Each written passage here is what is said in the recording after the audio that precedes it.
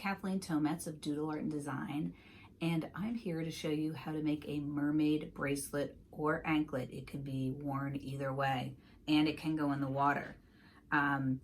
This is what we're going to be making, and like I said, you can wear it as a bracelet, which you can swim with, which would look really cool underwater, or you could wear it around your anklet,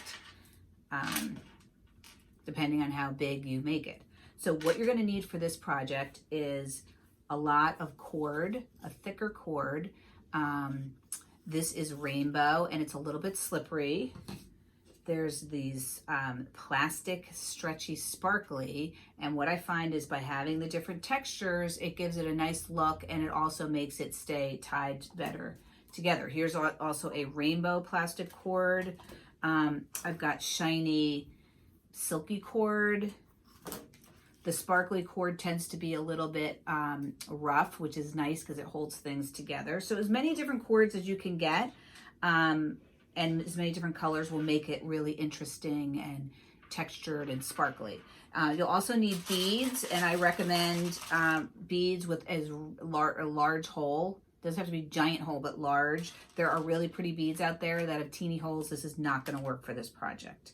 Also, if you have any Rainbow Loom rubber bands, that would be a great help. If not, you can just use a regular rubber band. So what you want to do is measure about 3 feet. I've started working with this. It doesn't really matter because you can trim it. You can always go smaller. You can't go larger. So I've got about, I don't know, I've got probably, I'd like to see about 10 or 12 or whatever pieces,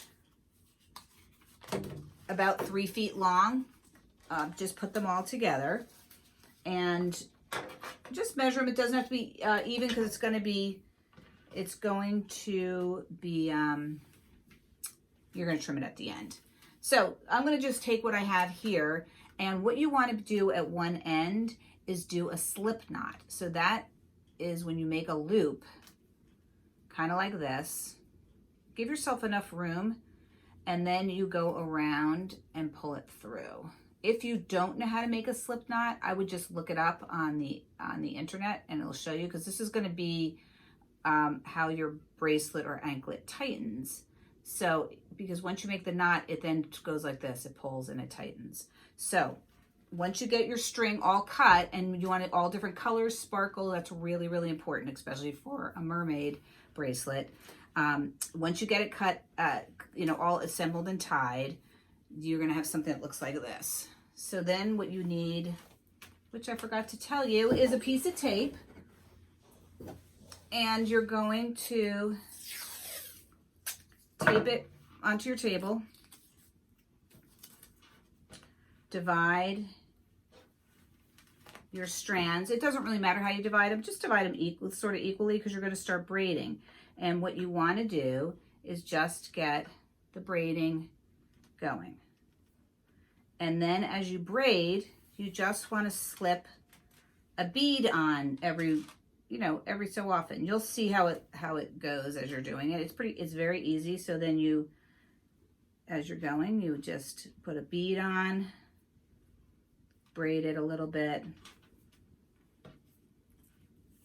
another bead on. I alternate the colors and the textures. Well, there's not really a lot of textures, but there's some are opaque and some are clear, but I like to just keep braiding. And so then once you get, where you think it's long enough, every once in a while test to make sure it's going to fit around your ankle or your wrist, and go a little bit longer. And once you get to the end, you're going to just tie a regular knot. So I'm not going to finish this, but I'm just going to show you. You just tie a knot like so, and that's going to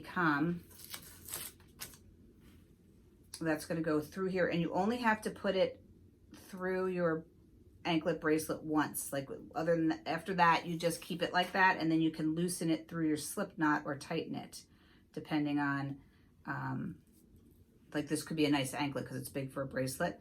And then you can trim the ends, or you can leave them pretty long.